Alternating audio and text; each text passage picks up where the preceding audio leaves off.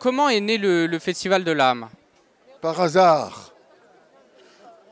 Par hasard et par folie. Je disais tout à l'heure, un village de 100 habitants qui a la prétention de faire un festival de cinéma. On n'a pas de public, on n'a pas d'argent, on n'y comprend rien. Et en plus, le président, il est aveugle, voilà. Et on s'est lancé dans cette aventure, comme ça, la fleur au fusil. Et il y a 25 ans que ça dure. Justement, vous étiez dans quel état d'esprit? C'était de la passion, tout simplement?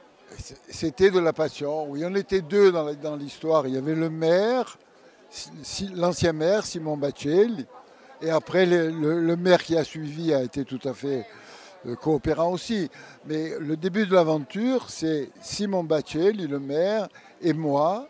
Et on a dit qu'il faudrait essayer de faire quelque chose dans ce village de qualité. On veut toujours faire des trucs de qualité. Je connais personne qui veut faire des trucs qui ne sont pas de qualité. Mais on voulait se lancer dans une aventure, on ne savait pas laquelle. Et le hasard a voulu que ce soit le cinéma. Et aujourd'hui, quel sentiment vous donne justement cette évolution du Festival de l'âme? Ah, mais je pense que ça évolue dans le bon sens. Je pense que le président actuel, qui faisait partie de mon équipe à l'époque déjà, le relais est là, il est bien pris. Et je pense qu'il devrait continuer longtemps. Et quand ce président sera vieux, il sera parti, il y en aura un autre qui viendra. Non, j'ai un bon espoir dans l'avenir de ce festival. La programmation cette année est très riche. Elle est très riche sur les 3 sites, puisqu'il ne faut pas oublier le site des enfants. Elle est riche au niveau des documentaires, en journée en Casa di Lame. Et elle débute ce soir par la classique soirée d'ouverture, où l'on présente toujours un grand film bien reçu à Cannes. Et ce soir, c'est Guy d'Alex Lutz, en présence d'Alex Lutz. Ça, c'est à la piscine. À l'Ombrille, Rafiki, un film kényan. Et pour les enfants, Parvana, l'animation qui a eu le cristal à Annecy, les prix à Annecy. Vous présentez votre second film, Guy. Guy Jamais exactement. Quelle est son histoire? C'est l'histoire d'un fils illégitime qui trouve un moyen très original d'aller à la rencontre de son père, puisque son père, c'est Guy Jamais, qui est un chanteur populaire qui a fait du succès entre 1960 et les années 90, que d'aucuns appelleraient un chanteur à midinette, un chanteur has-been, un chanteur ringard. On peut lui mettre toutes les étiquettes, mais c'est surtout un homme.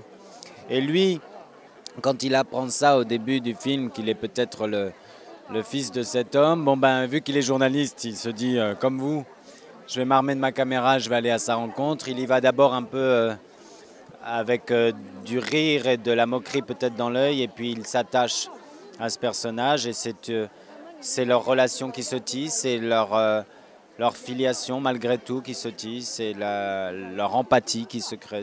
Voilà, c'est un film hommage, et c'est une ode à la vie.